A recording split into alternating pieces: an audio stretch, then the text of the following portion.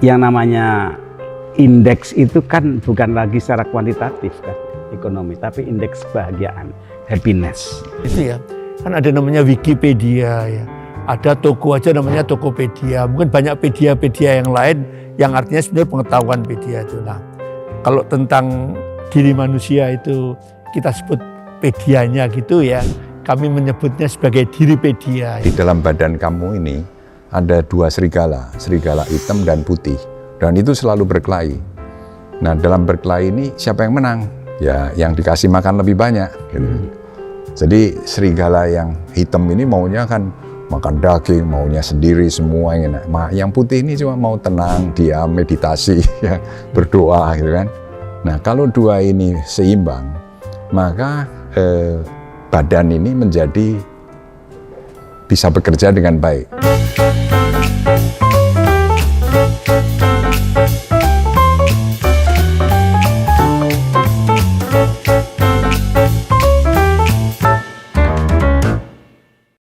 Selamat berjumpa kembali para pemirsa bersama kami di Presiden Eksekutif Club. Kali ini kami akan membawakan satu tema dialog yang sungguhnya sifatnya sangat universal.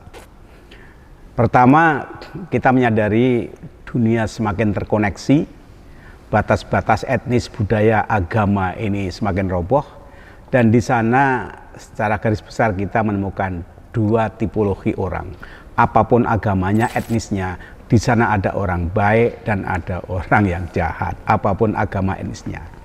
Dan kalau kita bicara sumber kebaikan, ada sumber rasional, bagaimana ilmu pengetahuan itu mendidik secara teoritis, ada pendidikan habit, perilaku, mentalitas, tapi ada juga yang paling dalam, tiap orang itu dianugerahi oleh Tuhan disertai yang namanya spirit atau roh, kekuatan rohani. Dalam bahasa yang lain, kita itu mempunyai kekuatan, ada head, ada hand, ada heart ya. Ada lagi ada mental, ada fisikal, dan ada spiritual. Dan tiga-tiganya itu kerjasama, tidak bisa dipisahkan, bisa dibedakan tapi tidak bisa dipisahkan. Kali ini kami menghadirkan teman dialog yang Anda semua sudah tahu. Yang satu Pak Lulu. Makasih Mas Lulu, Sumarno datang ke sini. Kedua Mas Darmono. Dua orang ini secara ekonomi duniawi sudah selesai, secara intelektual sudah selesai. Tapi ternyata walaupun mereka sudah selesai, ada yang belum selesai yang membuat mereka asik, yaitu apa? Sebuah perjalanan spiritual, perjalanan rohani. Karena kalau sekolah ada batasnya, kepuasan materi juga ada batasnya. Tapi ketika bicara tentang agenda bagaimana berbuat baik, bagaimana membangun keindahan, bagaimana mendekati Tuhan yang Maha Sempurna, itu sebuah perjalanan yang tidak pernah selesai. Nah, kali ini kita bicara itu, dan maaf topiknya mungkin agak berat, tapi sungguhnya hakikat pendidikan kan mesti mengarah ke sana. Apa Mas yang ingin dibagi kali ini tentang jati diri kemanusiaan, dimensi apa nanti kita dialogkan dengan Mas Darmono? Intinya sebetulnya kita selalu tadi disebutkan ada manusia baik dan manusia yang tidak baik. Ya. Jadi kalau dua itu digabung intinya manusia ya. Nah, saya kira saya, Prof. Komarudin dan Pak Darmono sudah tahu banyak hal ya. Di dalam ilmunya leluhur Nusantara itu banyak dipelajari, namanya ilmu kesejatian, tapi dalam saya nggak tahu prosesnya tiba-tiba terdegradasi ya, seperti apa ilmu itu ya tidak dipelajari secara terbuka ya, dan malah dipersepsikan negatif ya, mempelajari tentang diri manusia itu ya.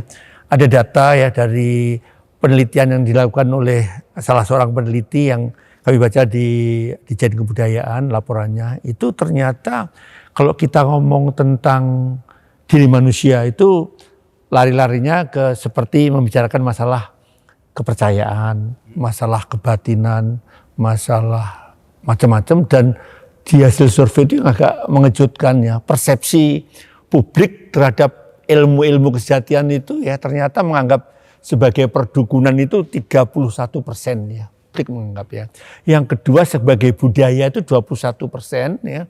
Sebagai ilmu goib 11%, aliran sesat 15%, dan yang lain-lain itu yang cenderung negatif semua. Jadi ini yang hasil penelitian. Jadi sebetulnya lebih banyak negatif. Yang positif kan cuma budaya aja kan ya, 21%. Nah, ketika orang mau mempelajari, belum sudah divonis, kamu anti agama, kamu ini kebatian, ini kejawen, ini segala macamnya. Nah, orang akhirnya mempelajarinya mungkin secara diam-diam. Nah, padahal ini kan kita memerlukan pembelajaran. Nah, makanya kami mencoba ya. Mungkin istilah itu sendiri juga belum sudah divonis. Kami mencoba ya sambil guyon itu ya. Kan ada namanya Wikipedia ya. Ada toko aja namanya Tokopedia. Mungkin banyak pedia yang lain yang artinya sebenarnya pengetahuan pedia itu. Nah, kalau tentang diri manusia itu kita sebut pedianya gitu ya. Kami menyebutnya sebagai diripedia ya. Ini istilah kami supaya kalau kita mau mempelajari sesuatu akan lebih mudah. Kalau di ilmu kedokteran itu ada namanya anatomi tubuh ya. Nah, kami menyebutnya taksonomi ya. Taksonomi itu selain penggolongan juga stratifikasinya ada. Nah, ternyata diri manusia itu dari ilmu-ilmu leluhur dan juga yang sekarang dikembangkan, konon bagian-bagian yang tertentu itu diambil oleh barat, dikembangkan di sana, kita lupa mengembangkan, akhirnya terutama yang mengenai spiritual ya, mengenai dimensi kesadaran segala macam itu, mbah-mbah kita, nenek moyang kita nanti Pak Darmawan saya kira pasti tahu persis itu. Nah, gini Mas, saya potong dikit. Nah ini kan pendiri Akademi Jati Diri. Sekarang ini yang namanya ceramah-ceramah keagamaan di Indonesia itu naik sekali grafiknya. Dimanapun, kapanpun kita dengarkan ceramah agama. Iya. Belum lagi ya masjid, ya gereja, banyak sekali. Nah sekarang apa yang khas, yang distintif atau yang beda dari pedia-pedia yang itu gitu? Ini mengenali tadi taksonomi tadi ya, karena jangan sampai baru akan ngomong aja sudah diyakini ya. Masuk, lah sejatinya ada 3 unsur ya. Nanti ketahuan tadi disinggung oleh Prof. Kamarudin juga ya. Gak mungkin 3 unsur itu gak kerjasama. Yaitu adalah raga ya, itu ada yang menyebut sebagai jasmani kasar ya. Ada jiwa, jasmani halus, ada spirit atau roh itu ya, yang itu merupakan daya hidup ya. Nah, surprisingly Prof ya, ini dulu konon manusia itu termasuk akhirnya juga kurang paham tentang ini. Setelah menciptakan komputer ya, perangkat komputer, ternyata analoginya jadi belajar. Oh ternyata ibaratnya tubuh manusia yang jasmani kasar itu adalah hardware-nya komputer, jiwa itu software-nya. Nah, yang roh itu apa? Daya hidup. Ternyata pasokan dayanya. Secanggih-canggihnya komputer kalau pasokan dayanya di switch off ya. Artinya. Kalau dalam komputer pasokan dayanya berupa apa? Listrik, aliran listrik. Kalau dalam tadi manusia tadi? Iya. Pasokan dayanya? Itu nanti ujungnya ternyata ke mataharian sama ya. Jadi energi ya. Saya bilang sehari-hari urusan saya energi. Jadi ya kalau listrik tadi kan sumbernya pasti sumber energi di alam ya. Itu sumbernya matahari lah. Kalau di manusia tadi itu seorang neuroscientist yang menyampaikan munculnya yang ketiga tadi adalah metabolisme tubuh yang ujung-ujungnya itu juga dari zat-zat yang ujungnya matahari juga lah. Konon kalau ditarik ke atas itu merupakan kalau dari agama itu pancaran sinar ilahi. Ya. Mengapa kok kemudian kok ke sana? Ini kan bukan ujuk-ujuk ya. Kok muaranya di hari lanjut itu ke sana? Tadi disinggung kita dalam tema ulang tahun kemerdekaan. Ya. Kalau kita ingat ulang tahun kemerdekaan pasti ingat lagu Indonesia Raya. Saya kira hampir berapa kali kita menyanyikan. Itu ada liriknya ya, atau syairnya itu yang berbunyi, bangunlah jiwanya, bangunlah badannya untuk Indonesia Raya. Tapi yang spiritual nggak ada dalam lagu itu. Nah, spiritnya itu apa? Spirit itu adalah Indonesia Raya itu menjadi spirit kita, kelangsungan Indonesia itu menjadi spirit kita untuk tetap menjiwa, membangun jiwa kita dan badan kita. Badan itu adalah raga, jiwa, raga, spirit. tujuannya nanti kalau dibaca di stanza yang kedua itu adalah untuk Indonesia bahagia. Jadi sebetulnya orang kalau sudah merasa bahagia, dia tidak akan neko-neko, tidak akan berperang, tidak akan macam-macam, tidak akan berbuat yang karena hatinya sudah bahagia. Jadi intinya Indonesia bahagia itu sebetulnya sudah disimbolkan ya, diamanatkan dalam lagu kebangsaan kita. Oke, sekarang saya ke Mas Darmono ya. Kira-kira gimana Mas menanggapi cerita Mas Lulu tadi dan juga pengalaman Mas Dar sendiri? Kok muaranya kok ke sana gitu? Perjalanan Mas Darmono juga begitu. Ya, terima kasih Mas Komar. Jadi Mas Lulu juga. Jadi memang sebetulnya kita ini dari kecil sudah suruh menyanyi Indonesia Raya tadi. Dan sudah dikenalkan dengan Pancasila. Nah, di Pancasila itu jelas ada ketuhanan yang Maha Esa. Jadi kepercayaan itu sudah tertanam dari kecil untuk percaya adanya Tuhan. Terus kemudian kita di dalam baik Undang-Undang Dasar 45 atau di Pancasila sendiri ada tugas-tugas yang penting untuk kita ini, yaitu bagaimana memanusiakan manusia yang lain, berberi kemanusiaan tadi. Ya sudah manusia, tapi belum tentu mempunyai derajat kemanusiaan yang tinggi misalnya. Dan juga hal-hal lain yang pada ujungnya adalah untuk kesejahteraan bangsa Indonesia. Nah, kita ini kan belum sejahtera. Pribadi-pribadi kita mungkin udah jauh lebih sejahtera dibanding mayoritas. Ini menimbulkan perasaan bahwa tugas sih sebelum selesai, berarti harus terus membantu saudara-saudara yang belum sejahtera. Ibaratnya kalau bapak itu mempunyai anak banyak, pasti bapak ini nggak suka kepada anak yang sudah diberi banyak modal rezeki, tapi terus enak-enak menikmati, tidak membantu saudara-saudara yang masih susah. Nah, ini saya kira di semua agama diajarkan. Bagaimana haruslah yang diberi lebih itu membantu yang masih tertinggal. Nah, ini yang membuat meskipun dikatakan udah selesai diri sendiri, tapi belum selesai melihat ketimpangan yang ada ini. Ya, sekarang gini Mas, pikiran, pengalaman, niat itu kan mulia sekali. Dan sekarang yang namanya indeks itu kan bukan lagi secara kuantitatif kan ekonomi, tapi indeks kebahagiaan, happiness. Dalam stansa Indonesia Raya tadi kan happiness ya, happiness.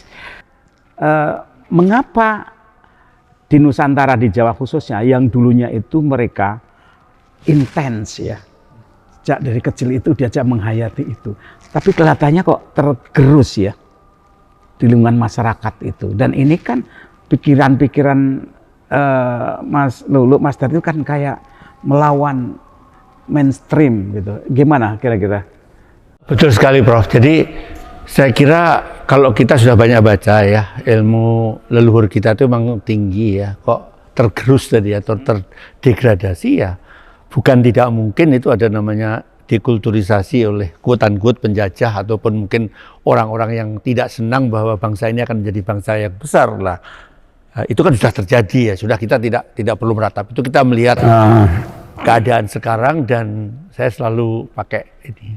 Mulailah dari apa yang kepegang di tangan ya, kita ini alhamdulillah masih eksis semua dan masih punya kemampuan untuk menyumbangkan sesuatu ya.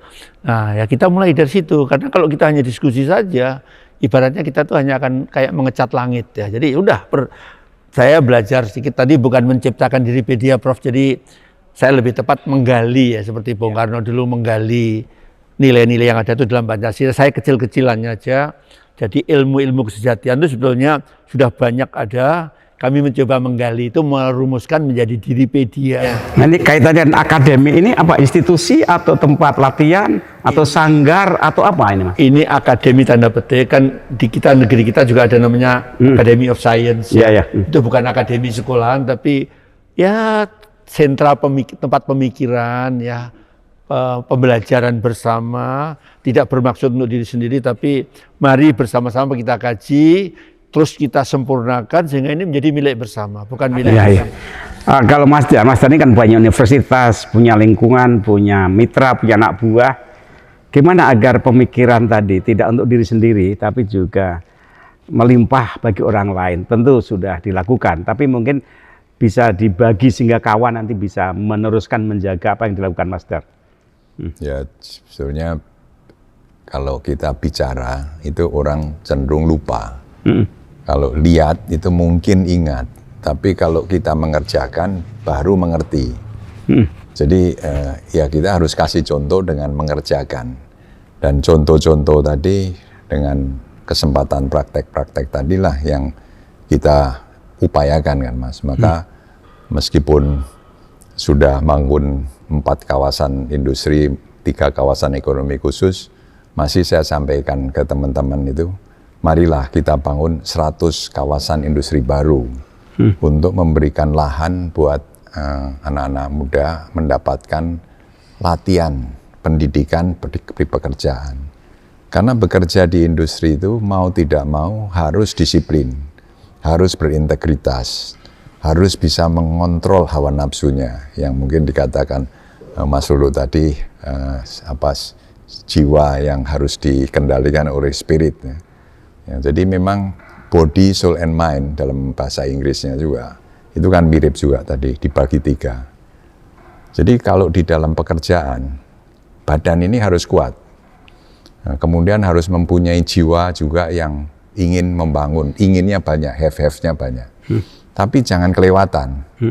Itu harus dikontrol dengan spiritual. Maka spiritual itu harus sering dikasih makan juga, yaitu kedamaian yang diinginkan. Ada ibaratnya itu seorang tua Indian kepada kata cucunya, di dalam badan kamu ini ada 2 serigala, serigala hitam dan putih, dan itu selalu berkelahi. Nah, dalam berkelahi ini siapa yang menang? Si cucunya tanya. Ya, yang dikasih makan lebih banyak. Gitu. Jadi serigala yang hitam ini maunya kan makan daging, maunya sendiri semua yang enak. Yang putih ini cuma mau tenang, diam, meditasi, ya, berdoa gitu kan. Nah, kalau 2 ini seimbang, maka badan ini menjadi bisa bekerja dengan baik, harmonis. Inilah yang harus juga dipraktekkan di lapangan. Tidak hanya dari teori saja dipraktekkan. Nah, di dalam perusahaan kita mesti membuat peraturan perusahaan yang menjurus ke sana. Seperti juga di Undang-Undang Dasar 45 sebenarnya udah semua hal yang ada di Pancasila itu kan diterjemahkan untuk menjadi pedoman hidup bangsa Indonesia. Nah, itu juga di dalam perusahaan ada pedoman itu, ada juga dari pemerintah memberikan pedoman mengenai bagaimana peraturan perusahaan. Kalau peraturan perusahaan itu dijalankan dengan benar, sebetulnya udah pasti akhlak budinya itu meningkat, integritasnya meningkat. Nah, ini yang ternyata sering tidak dipatuhi atau sering tidak malah dibacakan di dalam penerimaan karyawan baru. Iya, iya. Mas Lu kan lama ya di dunia birokrasi perusahaan. Apa yang kita sampaikan ini, kalau kita bandingkan, kita berhadapkan dengan realitas sosial politik birokrasi yang berjalan, sebagian nggak semuanya, ini kan jauh sekali kan, jauh sekali. Bicara karakter kan domain agama kan, tapi ini agama dakwah berkembang terus, tapi perilakunya sebagian kok hanya pada formalisme gitu. Kalau ada silakan. Kalau itu dikembalikan ya, ngajari kebiasaan, ada habit yang bagus tadi ya, ditanami dengan value-value yang lain, saya kira dia akan jadi terbiasa nanti ketika dia dewasa ya. Apa yang sudah ada ini sudah baik, tinggal terus-menerus harus dipelihara agar menjadi lebih baik. Itu aja sih Mas. Iya. Pemirsa, Presiden Executive Club, dialog ini memang kurang populer. Kami berharap dialog ini menjadi bahan renungan, bahan dialog. Kalau sempat Anda melihat sendiri atau sekali-kali menjadi bahan dialog bersama keluarga. Apa yang kami dialogkan ini semoga memberi manfaat pada Anda semuanya. Terima kasih, sampai jumpa pada lain kesempatan. Assalamualaikum warahmatullahi wabarakatuh.